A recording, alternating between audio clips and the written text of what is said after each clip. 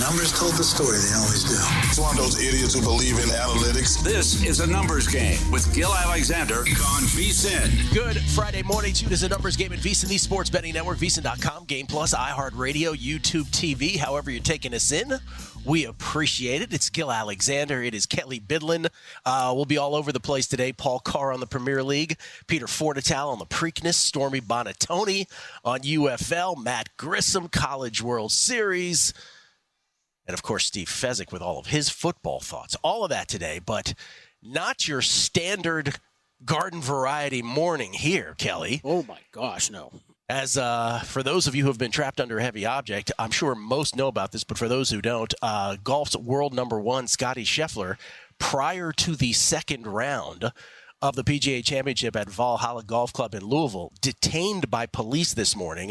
Best way to do this is simply to do so chronologically. 5:09 a.m. Eastern, 5:09 a.m. Eastern, an accident involving a pedestrian occurred outside Valhalla Golf Club, and there was a fatality by all reports. 52 minutes after that, at 6:01 a.m., Scottie Scheffler, world number one in golf, was detained by Louisville police. Jeff Darlington at ESPN was all over this story. He was on the scene. And his report at that time was that world number one golfer Scottie Scheffler has been detained by police in handcuffs after a misunderstanding with traffic flow led to his attempt to drive past the police officer into Valhalla Golf Club. The police officer attempted to attach himself to Scheffler's car. Note the language there. Attach himself to Scheffler's car. And Scheffler then stopped his vehicle at the entrance to Valhalla. The police officer then began to scream at Scheffler to get out of the car. When Scheffler exited the vehicle, the officer shoved Scheffler against the car and immediately placed him in handcuffs, and at that time was being detained from that point forward in the back of a police car. By the way, Darlington also, we're showing video of that right now. If we had the audio, this is one of these circumstances, Kelley, where the police actually said, there's nothing you can do about it now. He's going to jail. And Jeff Darlington got it out that he was a member of the media. Finally, he had not gotten it out yet during the time of this video that, guys, you have detained Scottie Scheffler. Oh, by the way, he's the world number one. He's supposed to be playing here.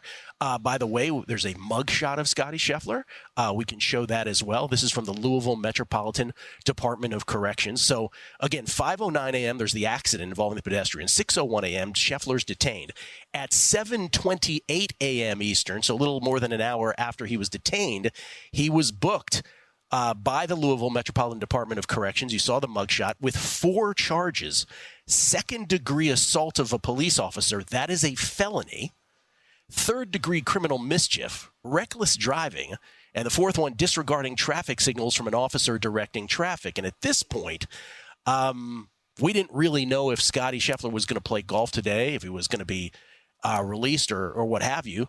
But at 8:40 a.m., more than an hour, just over an hour after he was booked with those 4 charges, Scheffler was in fact released. And 32 minutes after that, 9:12 a.m., Scheffler arrived at Valhalla Golf Club. And as he was walking in, ESPN reporter Marty Smith shouted to him, any comment? To which Scheffler just looked back at Marty with those Scheffler eyes and said, I love you, Marty. By the way, when Scheffler was getting detained, I mentioned he said to Darlington, please help me. Just a surreal kind of morning in the world of golf. By the way, if you were wondering also, he had a scheduled tee time. And there is a provision under PGA rules that under exceptional circumstances, obviously this qualifying, that you can have your tee time moved. It was ruled no breach of the rules. It was an exceptional circumstance, and no penalty was issued. And so Scottie Scheffler, a little less than 4 minutes from now, at 10:08 a.m. Eastern, is scheduled to tee off for the second round of the PGA Championship, golf's second major of the year. The second round, which he starts 5 strokes behind the lead. Xander Schauffele, who was 9 under, Scottie Scheffler 4 under. So, by the way, Scottie Scheffler has issued a comment, and he did so to Jeff Darlington. So an official statement from Scottie Scheffler, all class. This is from Scheffler to Darlington. He said, quote, "This morning I was proceeding as directed by police officers.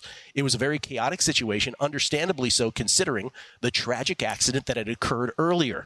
And there was a big misunderstanding of what I thought I was being asked to do. I never intended to disregard any of the instructions. I'm hopeful to put this to the side and focus on golf today." He goes on to say, "Of course, all of us involved in the tournament express our deepest sympathies to the family of the man who passed away in the earlier accident this morning. It truly puts everything in perspective," unquote. That is your statement from Scottie Alexander Scheffler, who we know now his full name because he was actually booked by the Louisville Police Department today. And so that's where we are. And he's about to tee off in less than 3 minutes. And good Lord, and everybody knows with Scheffler, he might just hit a 60. He just might post a 63 in everybody's faces for all we know. He really might. He really might. What a crazy morning. I feel like I've kind of been tracking it since I got up this morning, which doesn't feel all that long ago. No. You just went through the whole timeline, and it doesn't feel that long for me. I can't even imagine what's going through Scottie Scheffler's mind right now. I do think the one thing to emphasize, like, this is a tragedy. I think when you're going to see a lot of the video that you're seeing today, a lot of the police lights that you're seeing and stuff like that, those weren't there because of Scottie Scheffler. They're there already because of the traffic incident that occurred. And then everybody's just trying to do their job. I mean, I think that's, the cops are trying to do their job. And what everybody else is trying to do that works at the golf club, that's a player, that's anybody involved with the tournament, is just trying to get into Valhalla. And you heard different recounts from different golfers of, okay, they're trying to get around this traffic incident. Look at that video. It's just crazy. And some people got around no problem. And something happened with Scottie and the police officers there. And man, it just snowballed quickly. It snowballed quickly, and again, I think the Scottie Scheffler statement, I think it needs to be just stressed again. What a classy statement that is, recognizing what the most important part of this, someone lost their life, and everything that happened to Scheffler himself this morning. While that's obviously what we're focused on as sports fans and as bettors, oh my God, are my Scheffler bets going to go away? All that trivial stuff.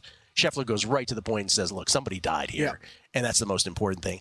I'm struck by two things. And by the way, we're less than a minute away now. In bad weather throughout all of it, right? It's raining in Louisville. Yeah. Pouring everybody's trying to come in this morning. Which, by the way, you pointed out before we got on air, Will Zalatoris had said that he mentioned Monday that the entry into Valhalla is a logistical nightmare anyway. Yeah, heard him talking on PGA Tour Radio on my way in here on Sirius XM.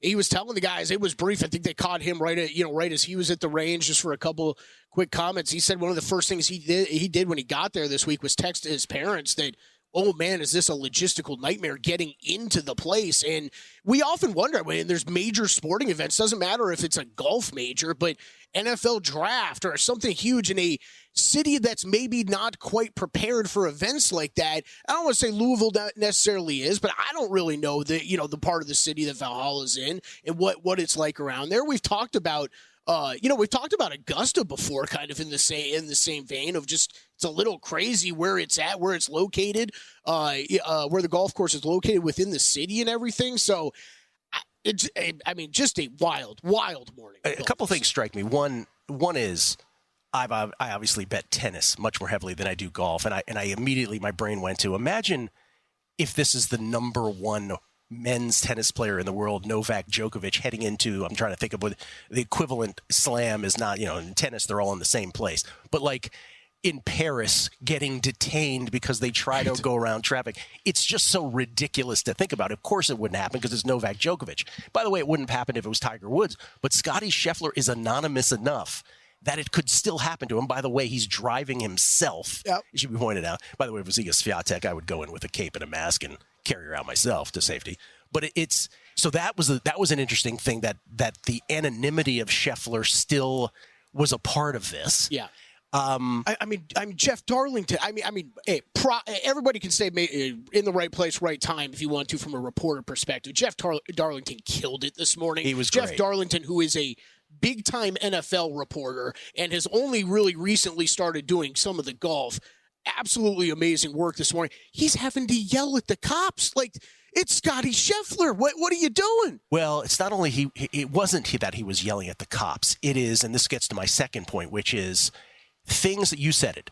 Things can develop and deteriorate quickly. Mm-hmm. And Jeff Darlington realized in the moment, if I advance, if I talk too loud, they're going to detain me too. So in those moments, and by the way, Scottie Scheffler about to tee off now to open his second round. So what is it, 10-10 Eastern. He's the third to tee off in his group.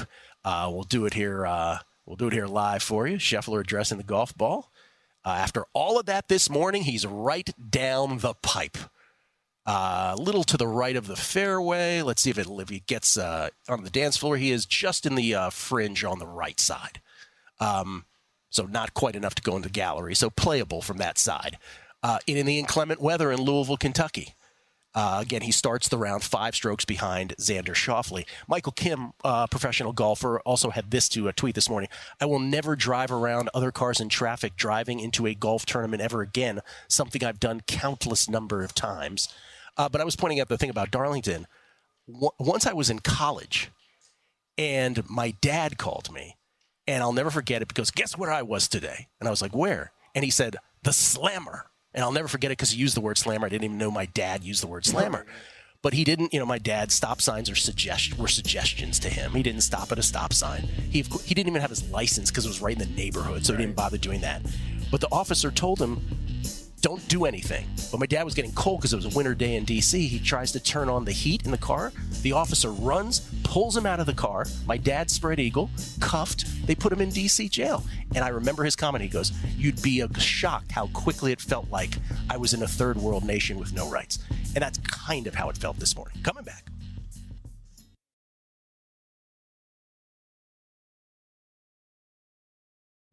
A numbers game on VSiN, the sports betting network. For a limited time only, we're offering our annual subscription at an unbeatable price. Normally priced at $240, you can now grab your subscription for just $199. Sign up today. We'll also give you an extra 2 months for free. That's 14 months of VSiN Pro access for less than 50 cents a day when you use promo code ANG. With VSiN Pro, you'll gain instant access to our daily best bets with a leaderboard to see which VSiN expert has the hot hand. Betting splits to show you where the money and bets are moving for every game. Betting systems, premium analysis, and 24/7 video access. Visit VSiN.com/subscribe today to claim your 14 months of VSiN Pro for only $199 with promo code ANG. ANG like a numbers game. A fine program you're listening to. That's VSIN.com/subscribe. Gill Alexander, that's the voice of Kelley Bydlon, everybody. Producer number 9. So much more than a producer. These are the tweets from this morning. We get tweets at Beating the Book, teasers and parlays. We need a special ANG investigation with what's going on in Louisville. First segment, fire. Brad Billups. If Scottie Scheffler misses, this was before the tee time here this morning that he actually did tee off here 6 minutes ago. He said if Scottie Scheffler misses the tee time, at that time he thought highly likely, this is Brad Billups on Twitter, would this be an all-time bad beat for those betting on him this week? I don't know if it'd be an all-timer, but it'd certainly be different, that's for sure. It hadn't had that happen to us before. Well, I had a golfer in a tournament, and then he got, arrested by the police right before the round. So, yeah. And I saw Jeff Feinberg just tweeting right now about the apparently some books were just the odds did drift, which I'm just. They got to 8-1. That's that he saw. He said as high as he saw was plus 850. Yeah, and then they quickly went back. You kind of surprised by that? Like, I guess I am surprised by that. Although, I would think they'd just pull them until they knew what was going on. Well, unless there's some bookmaker out there who was like, I'll fix everybody. I'll make it tempting to bet him. And he probably thought he's not going to play golf today. Because, even there was a moment there where I thought to myself, even if Scheffler could play, would he want to? Well, and I texted you, right? Like, I think it was up in the air. It was up in the air until I went to Louisville PD website and got the booking information. I'm like, he's been booked on charges. How could he possibly play golf today? And like 30 minutes later, he's out of the clinker. And, he's heading to the golf course. It's fascinating. This is just to follow VSiN. For some reason, I feel like Kelley has a good criminal mischief story or two. Nope, none. None. No, just my dad. Maybe a couple conversations with the Tallahassee Police Department back in the day, but no, nothing official. I was once called by a Knoxville County sheriff a dipstick. Have I told you that story before?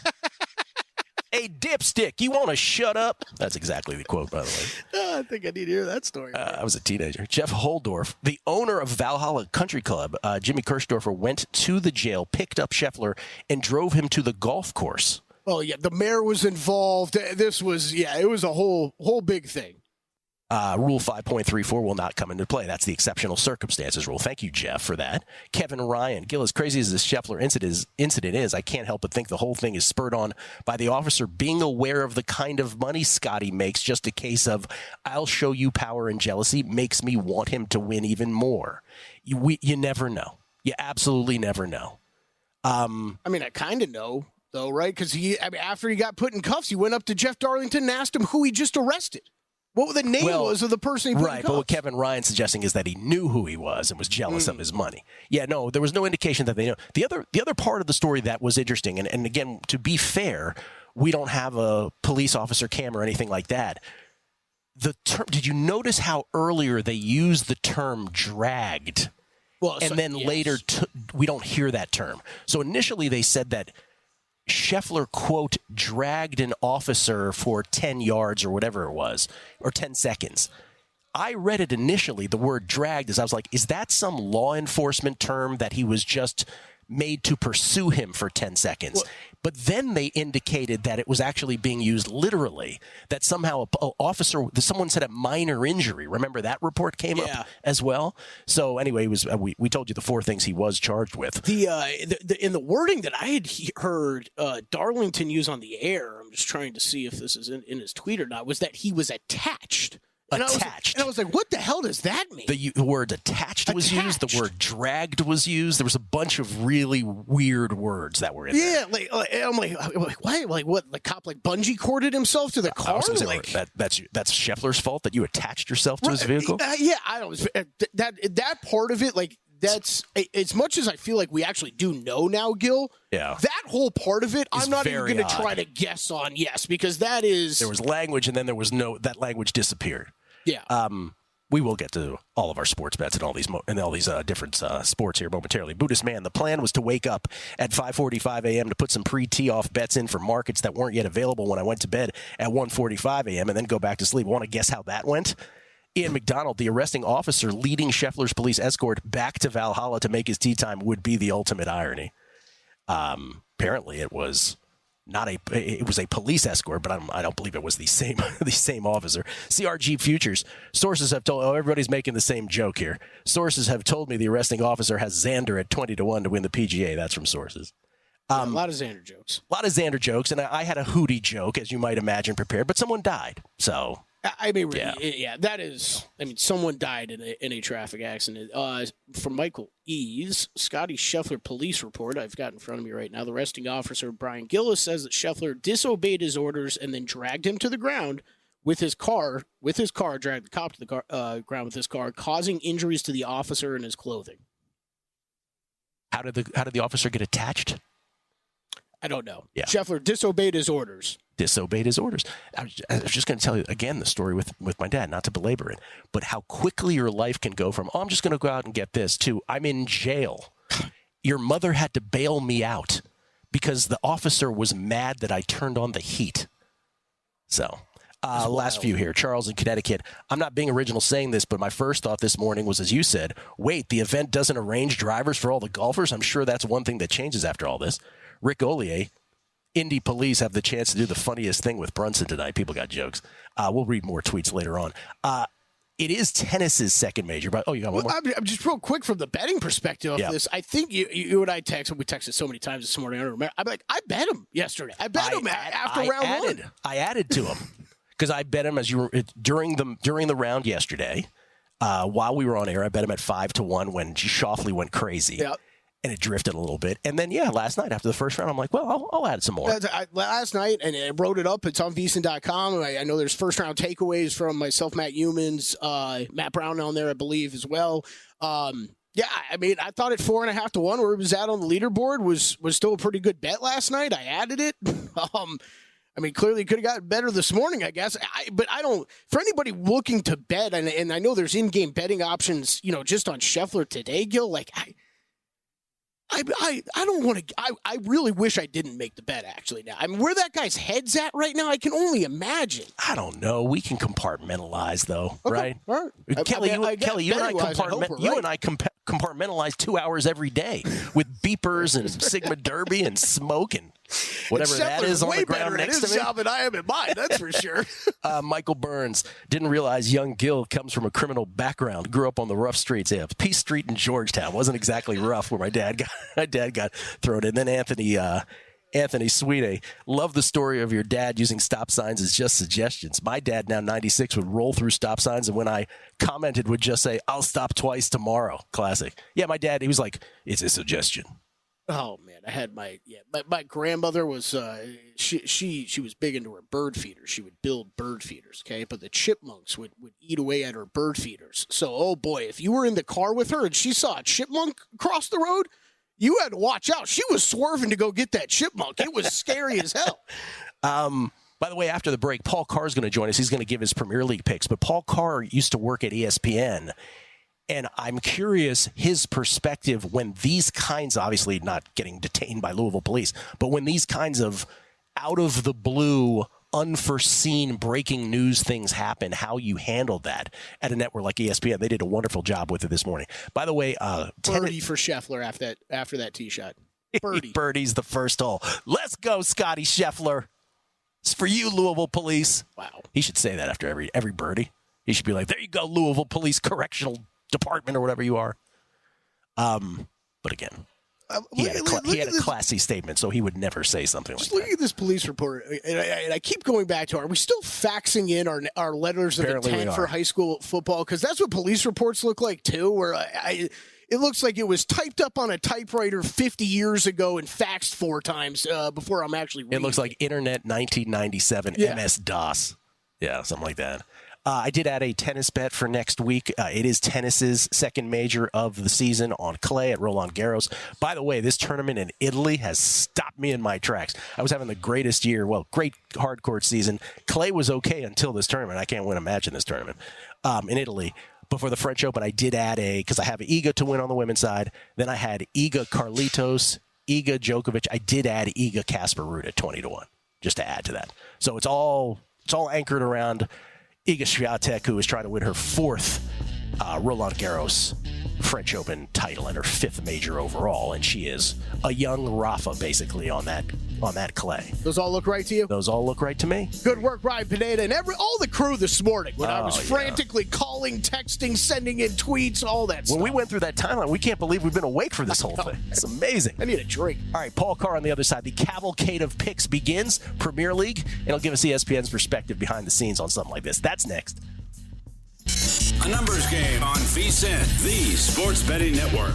This segment of Sharp Money is brought to you by Zyn Nicotine Pouches, America's #1 nicotine pouch that requires no timeouts or half times. Zyn is a smoke-free, spit-free, hassle-free nicotine pouch that can be enjoyed anywhere, anytime. What makes Zyn #1? It's available in a deep roster of varieties, including wintergreen, spearmint, and citrus. And you can choose between 2 strengths, 3 milligrams or 6 milligrams. Zyn is made with only 6 simple ingredients and is easy to use. Plus, it delivers up to 1 hour of nicotine satisfaction per pouch. Zyn is discreet, so you can enjoy them indoors or out. Never miss an at-bat or game-saving catch with Zyn. Find your Zyn at your local convenience store or online at Zyn.com. That's Zyn, ZYN.com. Warning, this product contains nicotine. Nicotine is an addictive chemical. Also, this segment of a numbers game, Kelly. But he was just very excited for Sharp Money, which is later on today with Patrick and Dustin and crew. Before we get to Paul Carr, we should probably mention this Scottie Scheffler thing has thrown everything askance this morning. But we should probably mention, of course, Game 6 of the T-Wolves and the Nuggets yesterday was not much of a game at all. Led by as many as 50, the Timberwolves did. They win by 45. The turning point in this was when it was 9-2. They went on the T-Wolves went on a 20-0 run. It was actually part of a 27-2 run, and it was Katie barred the door from there. They led at the end of the first quarter 31-14, and the rout was on. And there's your ball game. And we're going to Game 7 on Sunday in Denver. Jokic, I don't have the sound prepped, but did you hear Jokic post game about this? No, what he said? Making jokes. He's like, "No, we were up 9-2. We had him on the ropes." It's like something like that. Yeah, he's like, we had him off to a rough start. He's doing shtick. So Game 7 of what I have called, to me, it's the NBA Finals. It really is to me. Denver 4.5-point favorites. The total down to 198 on Sunday. T-Wolves and the Nuggets tonight. Game 7 unders. Yeah. It's a trend, right? Last 17, I think, Game 7s, 13 of which have gone under. Yeah, Game 6, Game 7, big underplays usually. Pacers are 6.5-point favorites tonight to extend to a Game 7 in New York. You expect that to happen?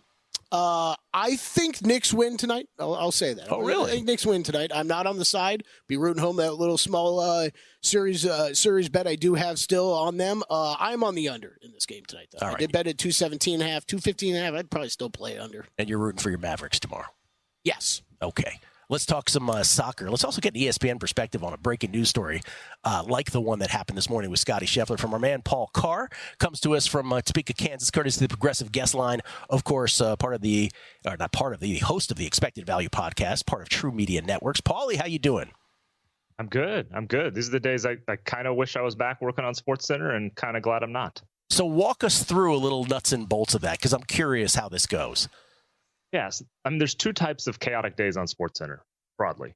One is when sports things happen, Brett Favre unretires or someone gets traded or a lockout ends or someone throws a no-hitter or whatever. You're ready for those. Like, you know what you're supposed to do. You just have to do it, a little faster, more urgency. Sometimes it's coming eventually. You just don't know when. Today is the other kind of chaos. And it's hard because it's more news than sports. So you can't really prepare for it. Meaning, you have to talk about this because it's breaking sports news, but the information is weird, it's vague, it's trickling in. And from a research standpoint, like, what am I going to do? Look up Scottie Scheffler stats? Like we care how many majors he's won right now or something like that? That's not what we're doing here. So initially there's just kind of this paralysis because you're not quite sure what to do. And like from a show production standpoint, like, okay, we don't have like anybody on the set who's ready to talk about this.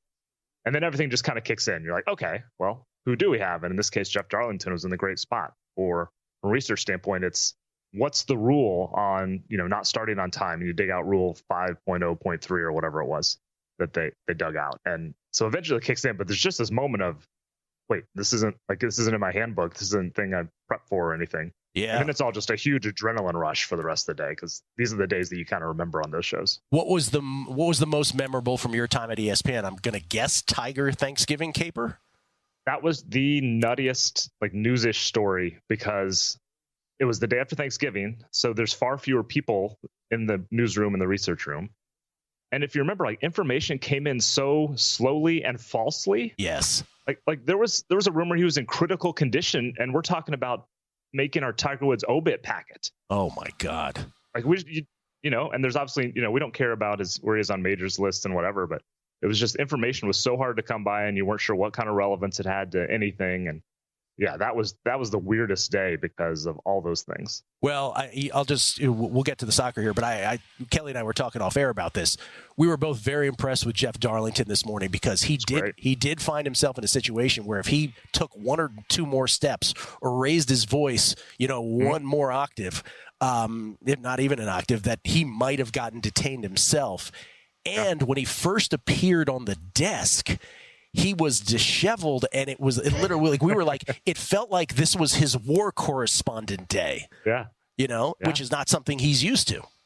Yeah, he did a great job. I mean, there's some luck in you happen to be at the right place at the right time, but then you take complete advantage of it and do your professional job. And yeah, he's done a great job. This is why ESPN is still, people say SportsCenter is irrelevant, and it is in some ways compared to what it used to be, but these are the times when it can shine, when there's stuff like this and they have the right people in the right places. Yeah, that was one of the great lines, by the way, from the Woodstock 99 documentary when people were saying Kurt Loder had always wanted to be a war correspondent, and here was his MTV moment where he got to be one. Nope.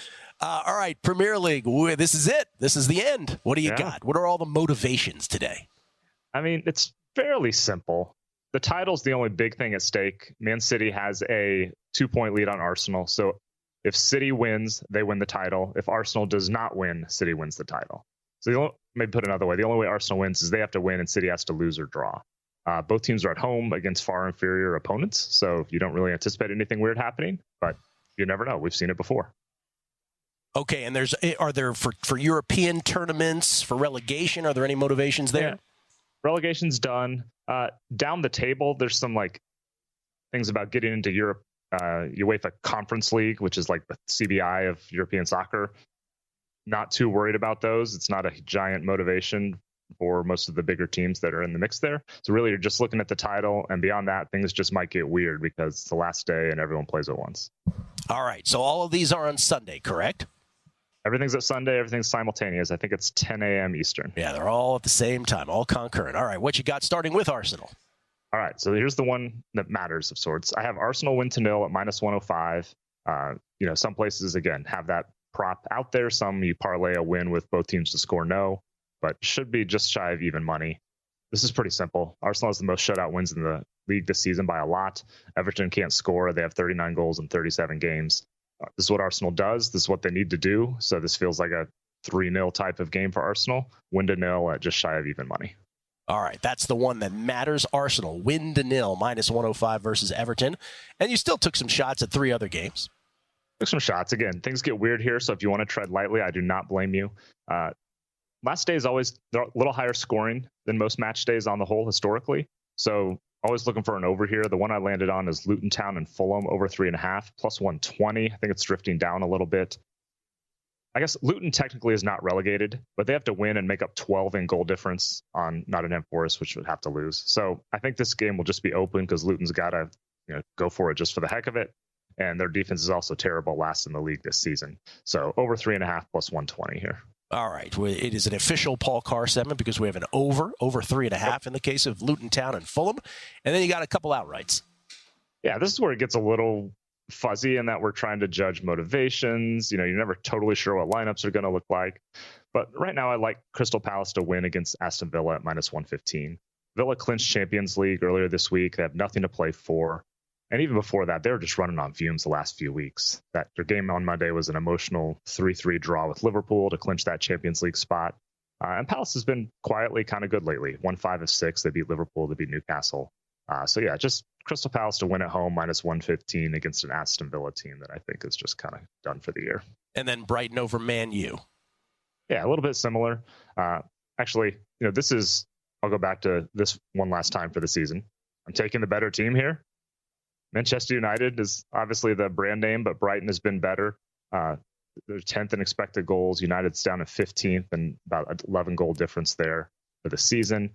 Again, United has not much to play for. They have a big FA Cup game next weekend. It's the final against Man City. So I think it's possible they rest a couple guys that seem to need it. Brighton's at home. I think they're better. Getting plus money on that is a pretty good one here. All right, Arsenal win to nil, -105 versus Everton. Luton Town, Fulham over 3.5.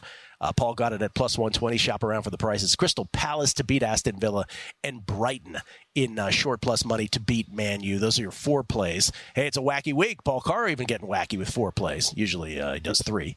Last thing, 3 hours before all of those games, League 2. For all the marbles to move up to League 1, Crawley Town, +107 on the 3-way with Crew. Draws +250. Give me the good news. I haven't looked at the numbers at all, but I'll probably take the under. Someone's trying to win this one 1-0. It's okay. The under. Someone's trying to win it 1-0. Paul, thank you. Appreciate it. Thanks for the ESPN perspective. I appreciate that as well. You bet. Paul Carr, everybody, at Paul Carr, Carr on Twitter. We'll come back to the Preakness with our buddy Peter Fornatown next on a numbers game at VSiN, the Sports Betting Network.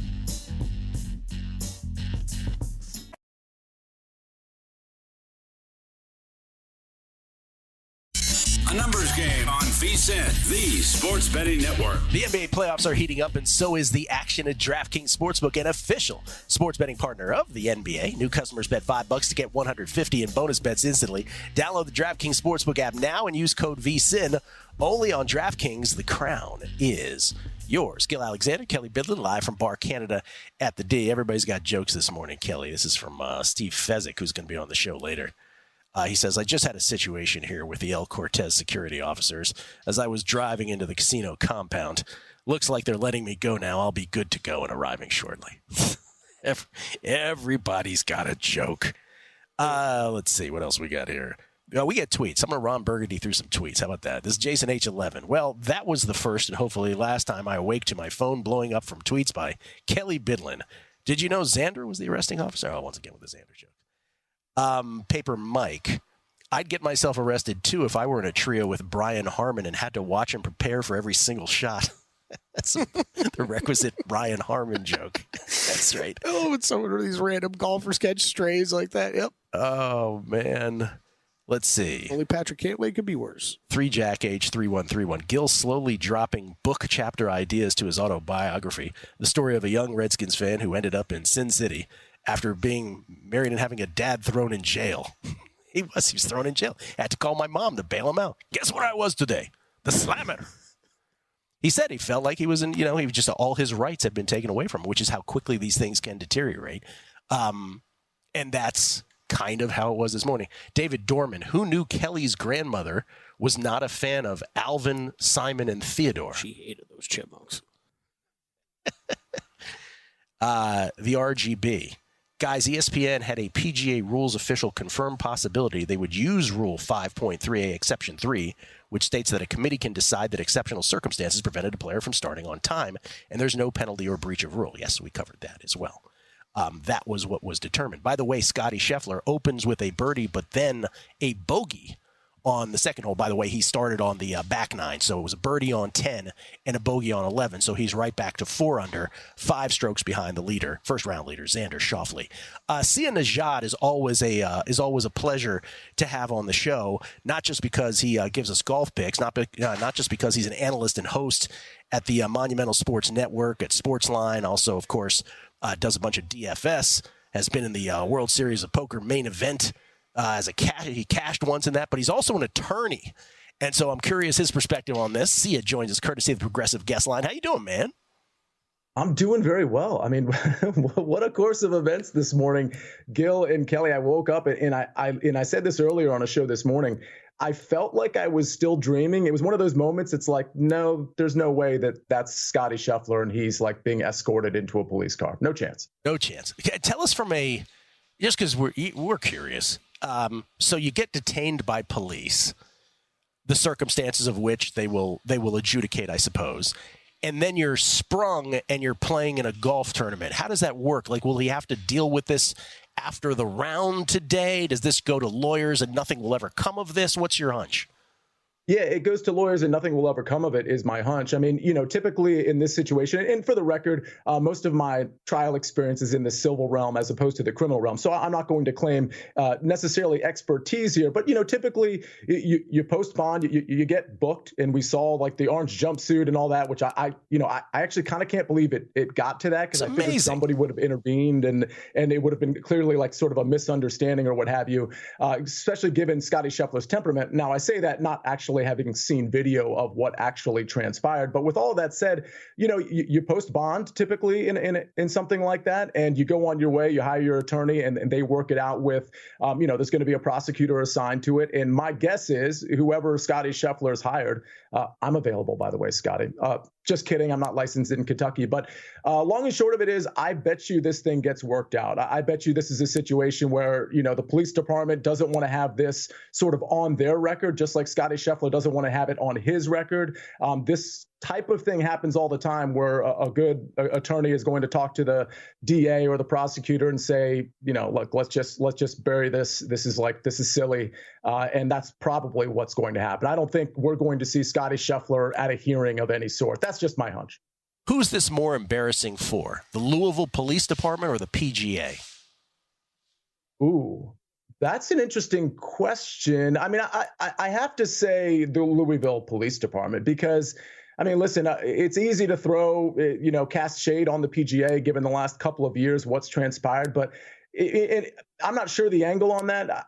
I think this is one of those situations where this should have been mitigated in mid-arrest. This should have been mitigated at some point with somebody, especially knowing that these police, and I understand there was an accident that occurred, and I believe a fatality that occurred that sort of led to this traffic issue. But at some point, somebody's got to intervene and say, hey, like, did this really rise to the level of having to book Scottie Scheffler of all people? Because the police officers should have known that there was a golf tournament occurring. Like, that's all the golfers were on their way to this golf tournament. So just the lack of knowledge, the lack of a presence of mind is pretty staggering to me. Again, I say that not knowing what happened, but I'd be really hard pressed to believe that Scottie Scheffler like shoved a police officer or really had an altercation with a police officer, especially since he's out on the golf course right now. Yeah, and once again, it should be noted that Scottie Scheffler in his statement could not have been more classy about the whole thing, didn't make it about himself, focused on the fact that someone here had lost their life, and so immediately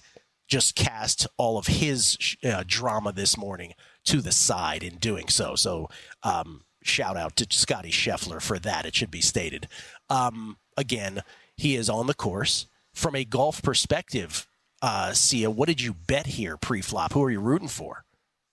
You know, it's interesting. I have Brooks Koepka. I bet a couple of different markets. I bet Brooks Koepka at plus 1,600. I bet Wyndham Clark at plus 3,500, and it even fell to plus 4,000. The Wyndham Clark one doesn't look very good. We'll see about Brooks Koepka. I also have two outrights, and this is interesting. Speaking of Scottie Scheffler, in the without Scottie Scheffler and Rory McIlroy market, which is a prevalent market these days with how Scottie Scheffler's been playing, my two outrights in that department, again, without Scottie Scheffler, without Rory McIlroy, are Byung-Hun An, who's not having a great tournament, but Sahith Theegala is the other one at 45-1. So Sahith Theegala, Brooks Koepka, those are looking good. And by the way, I have a 3-ball that I gave out this morning that I can give out on this show that doesn't start for another, 3 or 4 hours. It's one of the last groups to go out. Would you like me to give it out? Please, of course. Yeah, it's Sepp Straka at plus 110, plus 105 over Nick Taylor and Takumi Kanaya. I don't think Takumi Kanaya has much to say about this particular 3-ball. Nick Taylor probably the better presence here. The long and short of it, though, is that Nick Taylor hasn't played well on approach with the putter, including yesterday where he lost, I think, 2.34 on approach.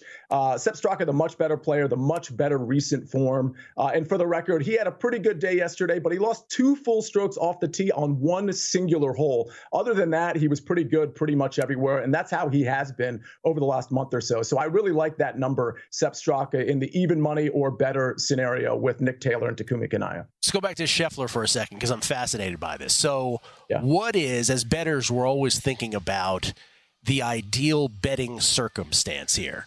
It occurs to me that there is going to be, right, everybody's going to be talking about, Scheffler, whatever he does today, he's still got 16 holes to go. So we'll see how he does today. We'll see how far back he is from the lead, if he is in fact in back. Is there an ideal distance in your head for, like, if Scheffler's down, 4 strokes, and all this is going to be in the news today about him getting arrested, that he's the type of guy that can compartmentalize so well that none of this will affect him, and there actually is a great number that you think he can overcome, as he always seems to, in this stretch of his, the greatest of his career in golf, and that's saying something. And what price might that be? Is there a strike zone, I guess is what I'm asking.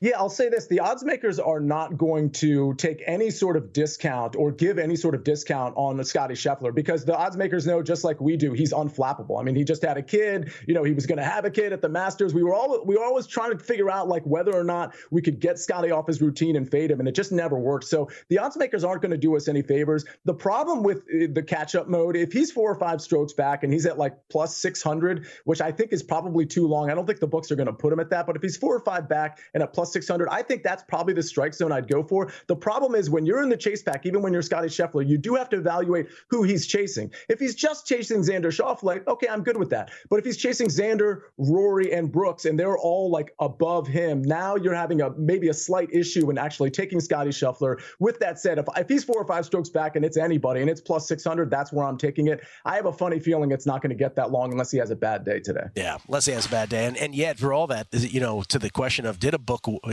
wobble this morning on it, they did. He got as long as 8-1 at some shops when we didn't even know if he was going to play. So it was almost like books were taking a shot, if you will, at some bettors. Sia, thank you for jumping on so quickly, and thank you for the perspective of this might go away real quick. We appreciate that. Thank you. Quicker than quick. Yeah, bet on that. Zia Nejad at Zia Nejad, SIANEJAD. part of the Monumental Sports Network there in old D.C. Thank you, Zia. Coming back with our own Stormy Bonatoni on the UFL next. Numbers Game, VSiN, the Sports Betting Network.